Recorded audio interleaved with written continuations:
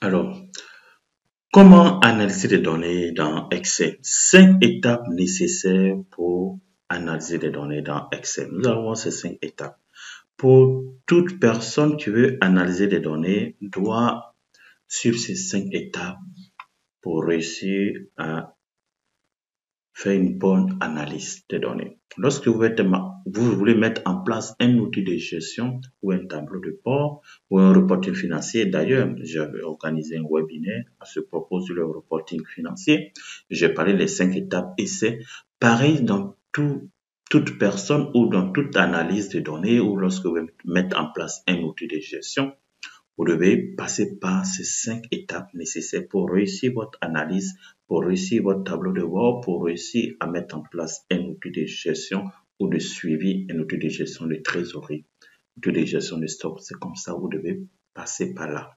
Si vous ratez ces différentes étapes, ça sera très difficile pour vous que ce que vous avez analysé ou dans votre rapport ne sera pas vraiment fiable.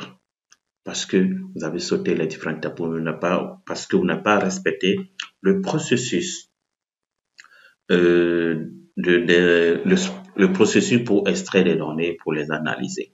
Alors, la première des choses, c'est d'abord structurer votre table de données.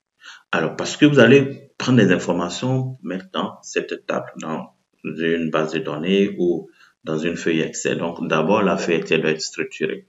Et lorsque cette feuille elle est structurée, vous allez collecter des informations pour mettre à la place qu'il faut. Parce que quand vous avez une base de données, il y a des colonnes et des lignes. Donc, une base de données a des entêtes.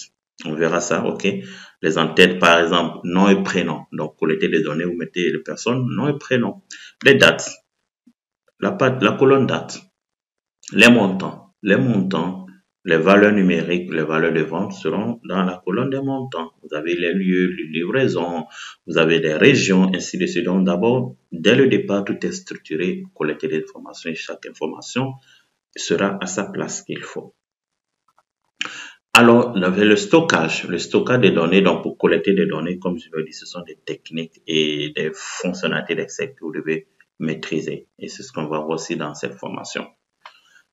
Le stockage des données, c'est pouvoir, après la collecte des données, il faut que ces données soient flexibles et analysables. Donc, vous devez retraiter ces données, mettre au bon format, les structurer, les organiser encore si ces données ou extraire certaines informations, les informations pertinentes pour pouvoir mieux les analyser et oublier les informations qui ne sont pas assez pertinentes.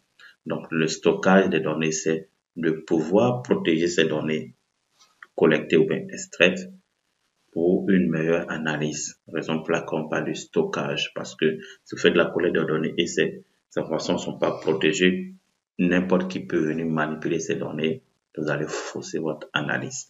La quatrième des choses, c'est d'analyser ces données collectées. Lorsque vous allez analyser ces données collectées, vous allez utiliser les fonctionnalités d'Excel ou l'outil d'Excel ou le Power BI. Donc, soit de faire un tableau de bord, faire des graphiques. Donc, ça, c'est ce que ça vous demande de pouvoir faire des analyses pour faire des visuels, le tableau de bord et les graphiques. Présenter les données analysées. Donc, voici comment ça tourne avec l'approche SAUVE pour concevoir tout outil de gestion dans Excel ou de mettre en place un tableau de bord ou d'analyser les données. Vous devez structurer d'abord, dès le départ, vos données. Collecter les informations ou extraire les informations à partir d'un logiciel comptable ou commercial. Organiser tout ça, les retraiter, les organiser dans une base de données. On va voir aussi également comment concevoir une base de données exploitable et analysable. Les analyser, ces données connectées, et de présenter un rapport, des visuels, des graphiques vont accompagner les tableaux de bord d'alerte et tout ça. Donc, voici comment analyser les données avec ce processus, ces différentes étapes.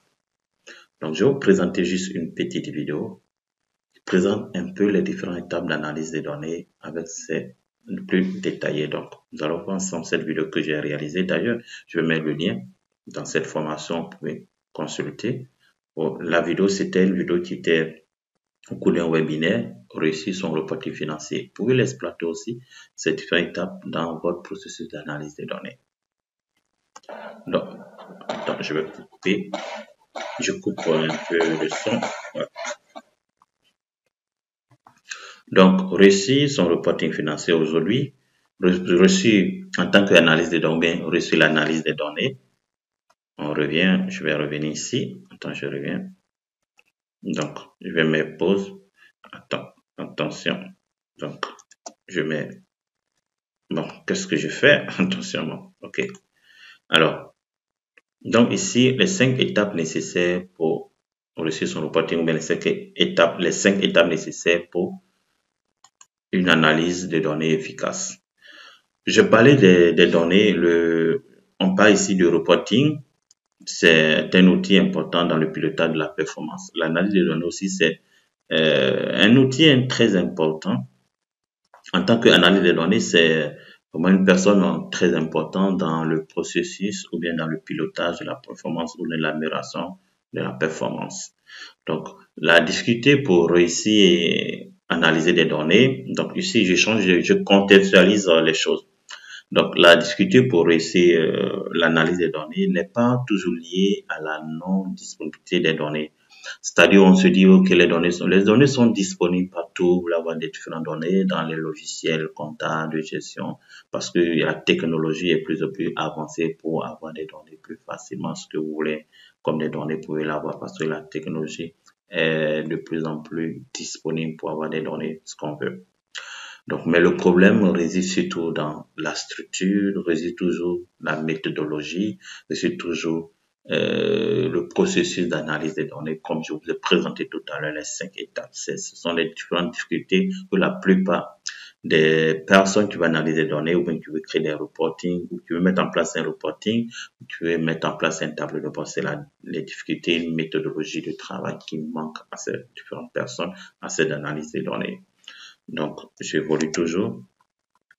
Donc, attention, je ne sais pas pourquoi.